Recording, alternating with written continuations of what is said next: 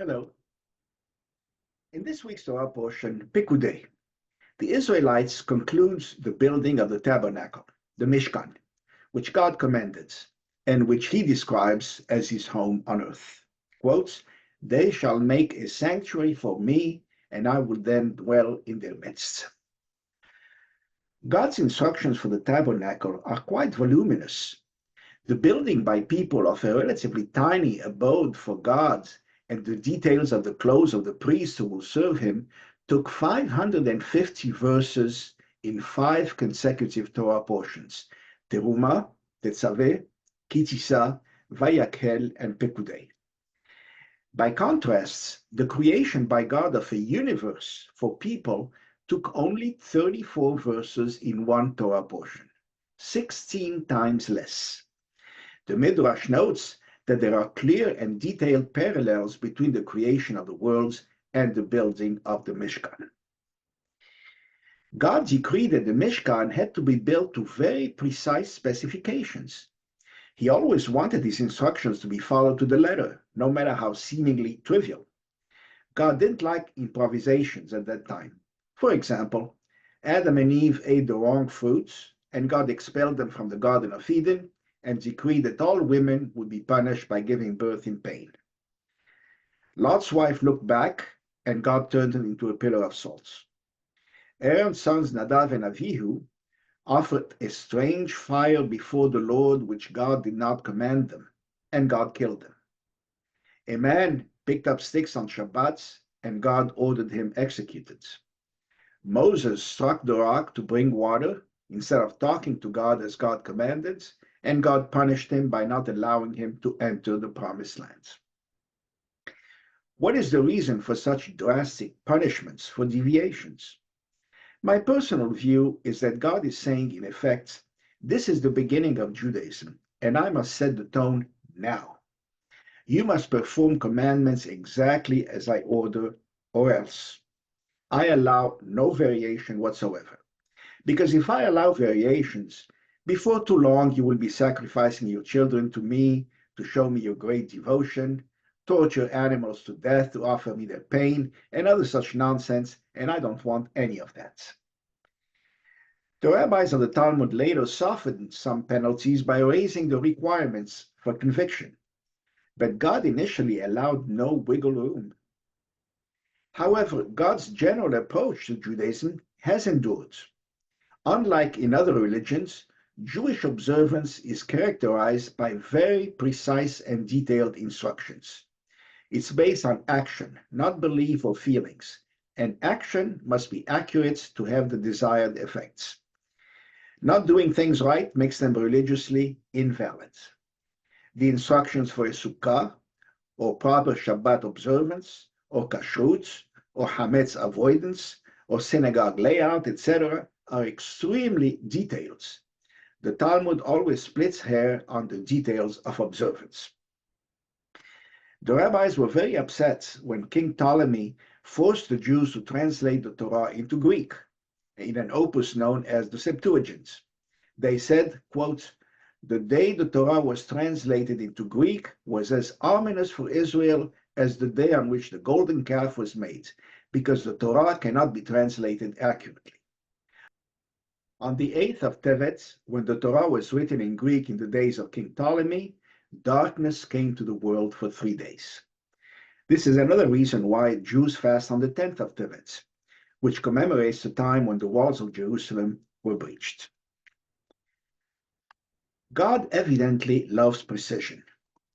To a physicist like me, God's precision in his creation is nothing short of astounding. The cosmos around us seems to be calibrated just right to allow the universe and humanity to exist. The cosmological constant controls the expansion of the universe. If larger, matter disperses too fast to form stars. If smaller, the universe implodes in a big crunch. A change in 1 in 10 to the 53 spells doom. The gravitational constant controls the strength of gravity. If stronger, stars burn up too quickly and collapse. If weaker, stars and planets cannot form. A change in 1 in 10 to the 34th means no stars in the life range. The ratio of the electromagnetic force to the gravitational force is about 10 to the 40. If larger, protons in nuclei repel too much and shatter the atom. If smaller, the universe is small and short-lived.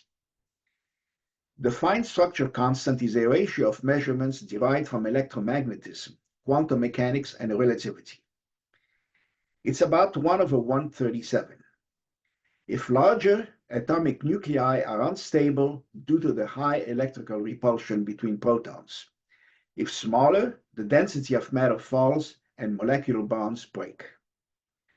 The strong nuclear force holds atomic nuclei together. If stronger, there are no nuclear reactions and no universe. If 2% stronger, all hydrogen is consumed in a few minutes after the Big Bang. If weaker, protons repel one another and atoms fly apart, meaning no matter and no life. No change of more than 0.5% can be tolerated. The human genome consists of 3.1 billion base pairs. If a few are changed, the effect is devastating. A change of 1 to 2% turns humans into monkeys. This is known as the butterfly effect. Very small difference in causes can produce very large differences in effects. It's a new branch of physics called chaos theory. It was started in 1972 by an American mathematician, Lorentz, with the following statement, quote, "A butterfly flapping its wings in Brazil can cause a tornado in Texas. The present may determine the future, but the approximate present does not approximately determine the future." For example, in 1999, the spacecraft Mars Climate Orbiter received some commands in inches and pounds, but was expecting meters and grams. The billion-dollar mission was lost. The Talmud relates the story of how the Second Temple was destroyed in a disastrous war with Rome because a servant invited the wrong person to his master's party.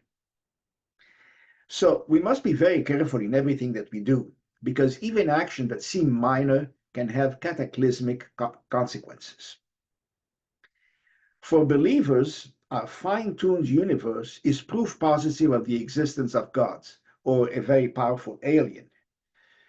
Unbelievers can argue that nature created all possible universes spontaneously. They coexist, each with its own laws and constants, and cannot communicate with one another. However, ours is the only one that can sustain us. This leads them to believe our universe is not special, but it's the only one in which we can exist.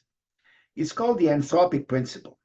Our universe has just the characteristic necessary to accommodate conscious life, because if these characteristics had been different, no life would have developed to make observations. Jews are taught to love precision. This follows from the injunction to imitate God. The Torah says, "You shall walk after the Lord your God." Ibn Ezra understands this as follows: "You shall do your utmost to imitate God's deeds and pursue his paths." Maimonides lists to emulate God as his positive commandment number 8. The halachic midrash Sifrei Devarim writes, quote, "Just as the Lord is called merciful and gracious, you too be merciful and gracious. Just as the Holy One, blessed be he, is called righteous, you too be righteous. Just as the Holy One, blessed be he, is called saintly, you too be saintly." To this we can add, just as God is precise, you too be precise. So being precise is practically a commandment. Perhaps that is one reason why Jews succeed so well. They pay attention to detail. The proportion of Jews in science and mathematics has been estimated to be 40% in the US, in spite of Jews being only 2.5% of the population. The Talmud says, quote, "Rav Dimi of Nehardea said, one should hire an instructor who is precise, even though he does not teach a lot of material, because once an error is taught, it is taught and cannot be easily corrected." You must dial the exact phone number. You must enter the exact passwords. Approximations won't do. We are charged with the task task of increasing order in the universe, fighting chaos, fighting the increase in entropy and descent into disorder. Does this emphasis on precision discourage religious observance? Many Jews reacted that way and founded non-traditional movements in the West for that very reason.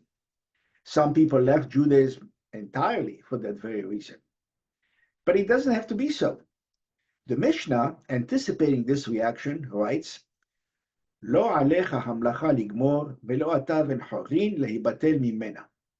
You don't have to complete the task, but you may not desist from it entirely either. So try your best. You'll still get credits. As the Mishnah also says, Ben Hehe said, the reward is according to the efforts. Shabbat Shalom.